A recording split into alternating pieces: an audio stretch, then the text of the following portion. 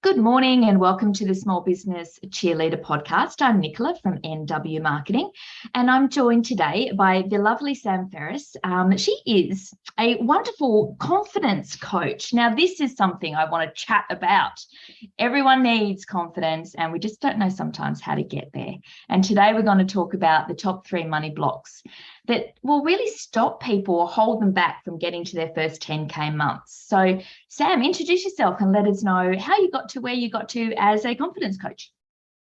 Thank you so much for having me. So, as you mentioned, I'm Sam Ferres, and I'm a confidence coach and rapid transformational therapist. And I really help entrepreneurs to break through self-doubt and show up unapologetically so they can smash their income ceiling and reach those 10, 20K months and beyond. And the way in which I got here, I was in a very big corporate role in senior HR leadership, and like many of us, really burnt out doing that work. And started to feel like it was really out of alignment with what my true purpose was, which really was helping people, and women in particular, to really lift and boost their confidence.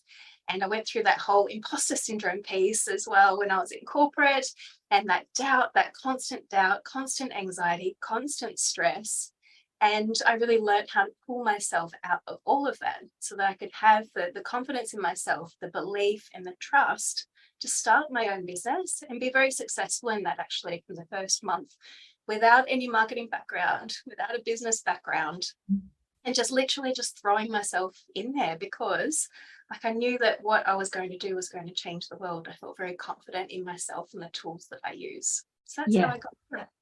I love that because it is confidence, and a lot of people say confidence is an exchange, isn't it? It's a trust exchange, and people usually buy the confidence because they want to get the results, and if they feel that the person that they're dealing with can give them that, it's an instant confidence exchange. And yeah, you're right, it doesn't sometimes need that huge marketing background or that huge thing. If people know that you can give them results they want, then that is sometimes all that's needed, a straightaway hell yes. And that's what we're all chasing when it comes to our businesses, that exchange with our ideal client and that hell yes to our offers. And I help my clients in trying to get those offers together, and the confidence to then get them out into the world is, I think, where, like you're saying, like confidence coach comes in, and those tips and tools that you can use to do that. So, what are the 3 money blocks that you think, from dealing with your clients and yourself, that are holding people back from maybe getting consistent high income months? Because obviously we know we get roller coasters sometimes of huge ones and they're not. What creates a consistent income? Sure. So there's lots of different types of money blocks, but I feel like they fall into 3 big categories. And the first one is around this belief that money is in some way evil or bad. And this one comes up in terms of thinking that not necessarily it's money, but it's the people that sit underneath it, because money isn't good or evil, right? It's just money. But when people start looking at people with money, they start thinking that they're bad or evil in some way. But this is just a belief that we form, but it can stop us from actually attracting in the money that we really want and desire. Because in the back of our mind, we've got this thought that actually, if I go and earn 10K months consistently, I'm a 6-figure earner or 7-figure earner, I'm going to become one of those evil people, one of those bad people that don't do good things with money. But the truth behind that is that money and earning money will only make you more of what you already are. And if you're already a really good person, which I know that anyone listening to this is a good person, and every entrepreneur I talk to, when I ask them what's their big vision for their business, for their life, it's so they can have financial freedom to also then help other people. And most people have a charity that they want to set up, or money that they want to give to certain charities. So we have this belief that it's evil or bad, but it's only evil or bad if it's used in the wrong way. But that belief, as we're growing up and hearing that people are greedy, all these little terms that you hear around money, you start to think it's bad or evil, and maybe people won't like you or love you and you won't fit in anymore, when all of a sudden you start earning more than that, more than your parents, more than your partner, more than your friends. it can start to feel very uncomfortable. So our subconscious starts pulling us back from showing up online and selling our offers, and makes us doubt ourselves so that we don't cross over that comfort line. And that's one I see really quite commonly. In terms of the next one, it is, that whole thing around attracting money is hard work. I mean, it is hard work. And I think the showing up online thing is hard as well, isn't it? It's actually just people get imposter syndrome of showing up online. What have you found there about trying to break through that? Yeah, so that whole attracting money, it's going to be hard work. I need to put in heaps of effort. And when we start our businesses, we do actually need to put in the work. I'm not saying that you can just sit back and just, magically money will just, magnetize towards you without you having to do anything. You do need to put in the work. But for me, there is a difference between allowing money to come easily to you and just really burning out, like doing everything in your business and feeling that you have to work around the clock. So when you have that belief around your money is hard work, that often comes from looking at your parents, and maybe they had to work multiple jobs, or potentially you lived in a household where there might not have been enough money. So you're just seeing this story playing out around you that makes you feel like you have to work so hard for it. And I know for me, when I was in my corporate job, I was a multi six-figure earner, and I had to work really hard for that. I thought that was the only way that money really did come to me. I had to work super hard. So when I started my business, what did I do? I worked really hard. Yeah. Working early. I was seeing clients at 6 a.m. I'm not a morning person. At 6 a.m. I was seeing people in the same day and starting sessions at 9 p.m. and doing everything in between, because I had no boundaries. I'm like, if I'm going to make this business work, I need to work hard. And it's not necessarily the case. Actually, it isn't the case. I know 7-figure earners who are working 15 to 20 hours a week, and yes, they have teams around them, and they're probably better ways of working. But it's possible for you to earn 6 figures without having to burn yourself into the ground and have the stress and the anxiety that comes with it as well. So it's the energetics, isn't it? Because you can work all those hours, and then you're trading, time for money, which is what we do when we're in wages and employed, and we have that mindset, don't we, of having to work hours in exchange for dollars. Whereas we forget when we're knowledge-based, or we're online businesses, we're trading our knowledge, and that knowledge can come in different forms, and it also comes with your energetics. So if you're burnt out, you're not going to show up as that person that people want, and then you're again going to push people away as opposed to pulling them in. And I think people forget that your energetics, when you're burnt out, are also going to be a block, aren't they? Absolutely. Your energy is everything, really. Your mindset, how you view the world, how you view money, how you view yourself, and then the energy that goes with that. People will feel it. And as soon as you start feeling as though it's hard to earn money, you start actually thinking that about everything. Yeah. It's hard to show up. It's hard to post. It's hard to do lives.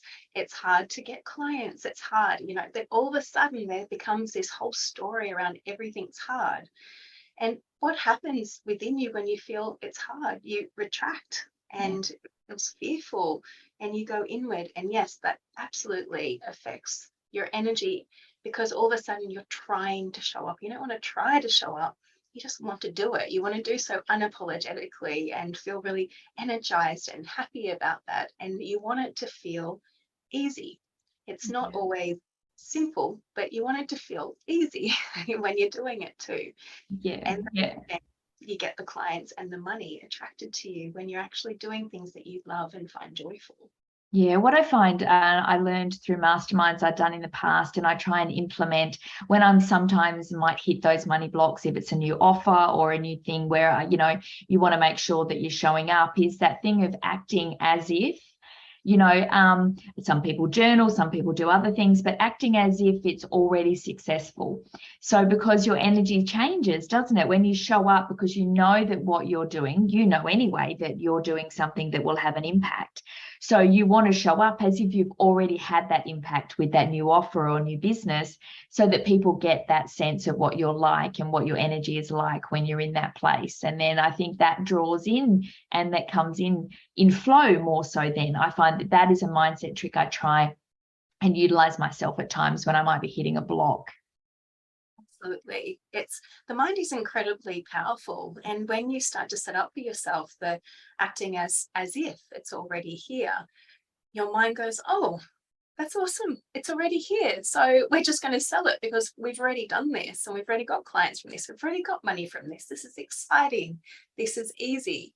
And I love the quote from Bob Proctor, who says, what you can hold in your head, you can hold in your hands. And that's all about creating incredible imagery in your mind around what it is that you actually already have, in the future. And when you do that, your mind can't tell the difference between what is fiction and what is reality. So it just goes, that's reality for us now. So I'm going to motivate you and drive you to do more of this because you've already proven that you can do it. It's an incredible tool. I love that. I love that. So when we're talking about the mind, so what's the role of the subconscious mind when it comes to breaking through income limits? Because we know that there's something back there that's controlling us and maybe, blocking us from being the best that we can be with what our online business has, the vision for it. So what's stopping that? What's in the subconscious that we can maybe address? So the subconscious really controls nearly everything. So it controls at least 95% of the actions, our feelings, our thoughts, what we do and don't do every single day without you actually even realizing it. It runs on autopilot. It is unconscious. So you'll be driven each day from the subconscious, which holds your beliefs, your experiences, your perception about the world. And it's constantly picking up on patterns. So if you start saying to yourself, whether you're aware of it or not, that money is scarce, so that's one of the other big blocks. Money is scarce. There's not enough clients. There's not enough money. That whole lack mentality. Your subconscious is listening to all of that. And it's like, oh, okay, well, that's true, because it doesn't know what's true and what's not really. It just goes, this is a constant story. This is a belief that you have because maybe when you grew up, you didn't have enough money. There wasn't enough food. You couldn't get new clothes like other people around you, and you felt different because of that. And that was painful. But this is my belief system now. So you're going to be running your day, your world, your business through this lens that there is not enough. And that causes a lot of fear and anxiety as well. And it's really interesting even looking at how this is playing out in the world right now with the impending recession. We've got interest rates going up. We've got fuel prices going up. We've got housing prices, well, at least in Sydney anyway, like really just plummeting at the moment. And all of a sudden, new home buyers aren't buying anymore because there's this whole, we need to stop. There's not enough money. There's just not enough. We need to hold on to what we've got. And it's that level of scarcity that happens within our businesses as well. When we go out there into the world and we put our offers out, if we're thinking there's not enough clients, or what, I'm looking at Sally over there and she's got a niche just like mine and she's doing really well. She just brought on 5 clients this month. Now there's not enough for me. But there is, because there's 7 billion people out there in the world. There's a lot of people in this world. Just because Sally has 5 clients doesn't mean that there aren't enough for you. But your subconscious forms this lens and perception, and then it drives everything until you start to understand what are the beliefs that are actually driving my behavior and my decisions and the way that I feel each and every day. So it's a very, very powerful part of our mind that really people need to get deep in there, often with someone who has experience or an expert in that space. They can understand more what those blocks are that are limiting their money. Yeah, it's getting that outside view sometimes, because I find that the bigger picture, we're too close to it, and I think sometimes that outside perception of either, you know, where you're targeting or your actual mindset around your own offers can really have an impact and drive you forward into realizing that you are on the right direction, you are making an impact in, you know, because we get so down on ourselves, and we have to tell ourselves to be kind. You know, how would you talk to someone if they were a client? Talk to yourself that same way, because we can be very judgmental when it comes to our own our own thinking of our offers or thinking of how we run our business. And an outsider might say, well, no, you're doing a great job, but you just need to do more of it. Show up more, be more you, and those you know, what you have inside will come out and be seen. And I think that sometimes is all we need, is just someone in our corner to show us that.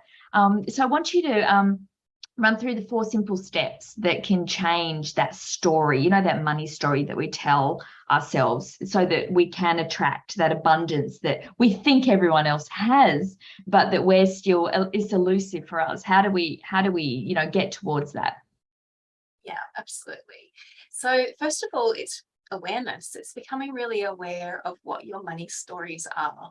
So the first step is to sit down, pen and paper, a notebook, and literally write down, what are all of the stories that you tell yourself about money, or that you've heard about money throughout your life. So those things like earning money is hard. Money grows on trees and money doesn't grow on trees. Money is dirty. Money is bad. People with money are evil. Whatever it is that comes up for you, pen and paper, and just keep writing until nothing else comes out. And I was so surprised when I did this exercise the first time. I had 72 stories about money that just flew straight out. Yeah. And I didn't really think that I had that many issues with money or money blocks to first, until I started looking at this going, oh, wow, this is intriguing. So write it all down and you'll start to see the patterns within that around the stories that you're telling yourself and how they link into those things, money blocks around that lack and the scarcity, and that money's evil or it's bad in some way. And you can then start to see how that stops you from showing up really authentically and confidently and being able to attract in the money. And what I also like to get my clients to do is to look at those money stories and then right next to it, is that your story? Like, did you come up with that story? Or did someone else? Where did this story come from? Was it from your dad saying constantly that money doesn't grow on trees, or there's not enough, or your mum or grandparents? It's really intriguing just to start piecing together, you know, that a lot of this didn't actually come from us at all. We've picked this up from our environment and from other people. And making that choice and understanding that our stories, they're yours to change. You can choose to let these go. So that definitely is the number one spot to start. Mm-hmm. And from there, moving through to reframing those stories. So step 2 is reframe them, because it is within your control to change your stories. Look at each and every one of those and shift the story. So I had 72, so it was obviously a lot. But most people, when they do this, have at least 50 and beyond as well. So it's really common to have a lot. So you might want to, if you've got lots and lots, you might look at that and just select the top 10 that really hit home for you and pick those and then reframe them to more positive beliefs. Like, you know, everyone with money are bad people or greedy. You choose better words than that, because definitely not all people with money are greedy. It's, you know what, when I have money, I'm going to use it for charitable causes. That could be a way for you to reframe it.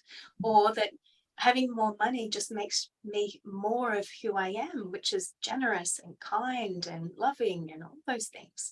So I want you to go through each one of those, choose your top 10 if you've got a lot, and reframe them. And then keep those reframed beliefs somewhere nearby on your computer. Look at them every day. You know, money comes easily to me is a good one.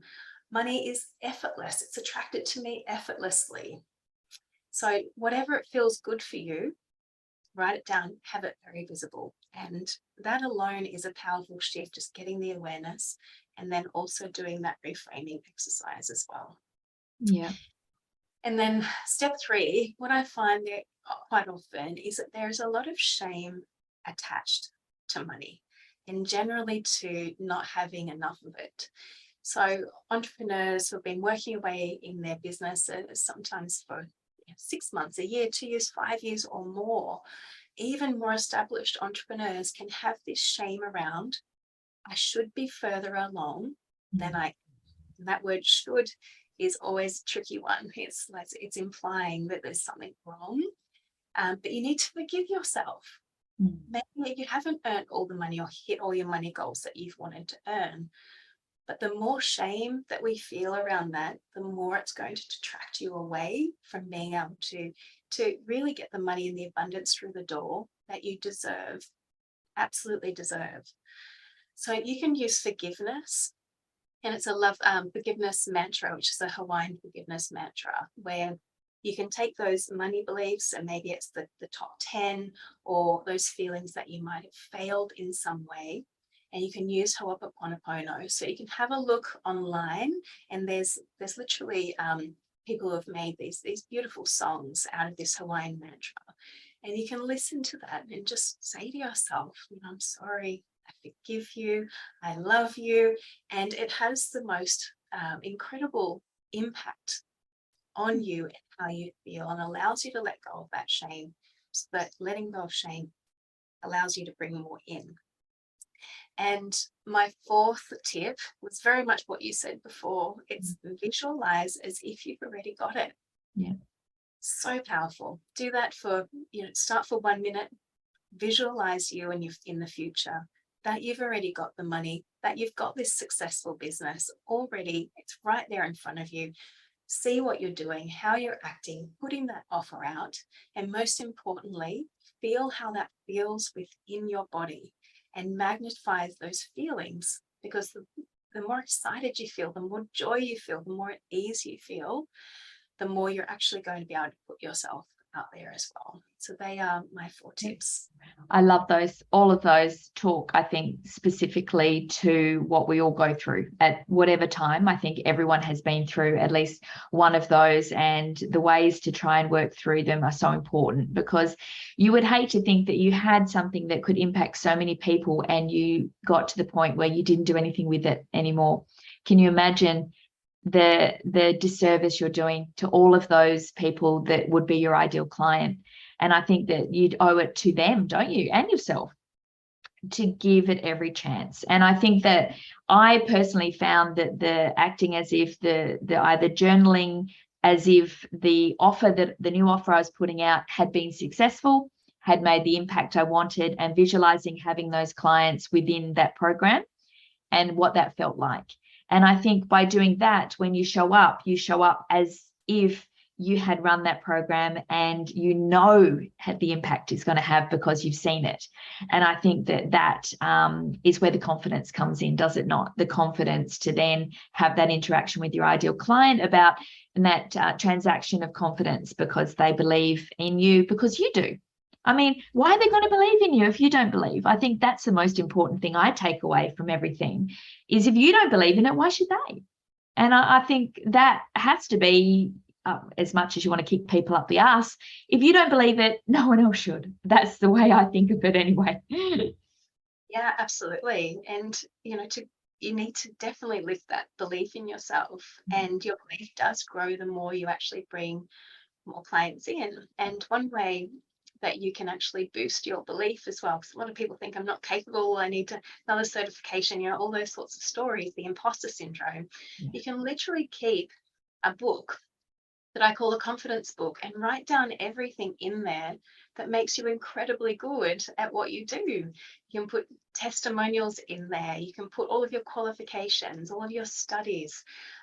You can literally go all the way back into childhood. Like, what awards have you won? What work experience do you have that's going to impact on your clients? And you just write everything that's amazing about you and your strengths in this book, and you add to it over time. And it will give you an immediate confidence boost when you look through all of that and go, oh, that's right, I can do this. I can. I forgot for a minute, but now I've got my book. I can absolutely do this. Yeah. And it's one of those things that my clients say shifts their energy immediately once they look at that book, and puts them into that frame of mind of having complete belief and trust in their own skills and capabilities. Yeah, and it stops you getting caught in the scroll as well, the competitor scroll. Sometimes you have to get to the point where you unfollow people in your industry if it's starting to bring you down. You need to take control of things like that as well, things that you can control. And I used to find that having a journal and just writing everything I'd done in the last 6 months, what had I done in my business in the last 6 months, and where I was then to where I am now. And those things show you the progress, because we get caught up in the why am I not there now? Why am I not there now? But you forget where you were 6 months ago. And we get caught up in that. And I think that that's what I try and work with my clients on as well, is like, where have you been the last 6 months? And how have you grown? And where will you be in the next 6 months? And set goals around that, and make sure that you're working towards your vision for what you want for your business. And that will then allow you to build that confidence to show up. And I think those tips that you've given are fantastic in hitting those blocks, which are subconscious stories we tell ourselves, which are slightly different to building goals and things. You need both, because you can't set your goals because you won't believe you can ever get them if you have those blocks in place. So they build together in building confidence in your business, and then having the structure in your business messaging to get it out. And I think those all together are wonderful. Now, I want people to be able to find you, to find out more about all of this. So where's the best place for people to find out what you've got going on, or to get any of your tips and tricks and all the insights into confidence coaching? So they can join my Facebook group, The Confident Entrepreneur, or my website, which is samanthaferres.com.au. That is awesome. It's been amazing to talk to you, Sam. It's just, I think talking about it allows you to think more about it, and allows you to take more action. I know even today I'm going to go and write a few things down for a program I've got launching this week. Just mix that mindset up again and start, start showing up, with that energy that I know it deserves. And I think sometimes you do need that kick in the ass to get you going, because everything seems so big. You've got so much else going on whenever you're launching a new program or just talking about a program. And it is hard sometimes to think, is anyone actually listening? And does anyone really care? But they do, because one thing I tell my clients is the fact that it takes sometimes 2 years for a client to come all the way around. So you showing up about one offer this time might not be for them, but it might be in 3 months' time. So get your mindset around the not now, it's the bigger picture, and then you'll be more likely to show up, I think, too. Any final steps or tricks or anything you'd like to add? Just keep going. Just keep trying, keep going. Nothing is a failure, it's only a lesson. And that's what holds people back too much, thinking that I'm going to fail at this, or it hasn't been successful, so I just need to stop. But it's not, because you just need to review, look at what you did well, look at what you can improve, and then come out with a new offer. And it's just that continual growth mindset, that learning, that resilience to keep going, pick yourself up, dust yourself off, and try again. It really is. It will work out for you as long as you just keep consistently showing up in a way that you really love and that feels good for you. And also you just continually look at how you can do things better and realign.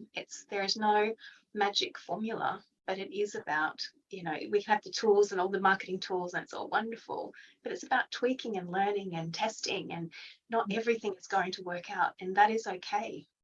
Yeah, and it's not always just about you. It can just be also about the timing or the offer, and making sure that you are testing and failing fast.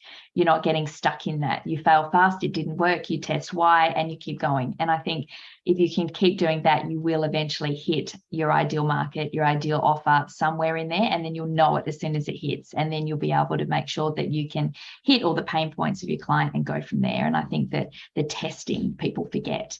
They forget that the testing is part of the journey. The first one, if it doesn't work, that's it. I'm throwing all my toys out the cot. I've done. Nobody wants what I have to offer. I'm useless. Why am I even doing this? And they've only done one offer. They haven't even tweaked it. So yeah, I believe in that 100%. Yeah. Oh, well, it's been awesome to talk to you. I'll send everyone your way. I'll put all the links in the show notes. And if you've got any queries, I'm sure they can hit you up in the DMs or me, and I can pass more details on. Perfect. Thank you so much for having me. No worries, Sam. Bye.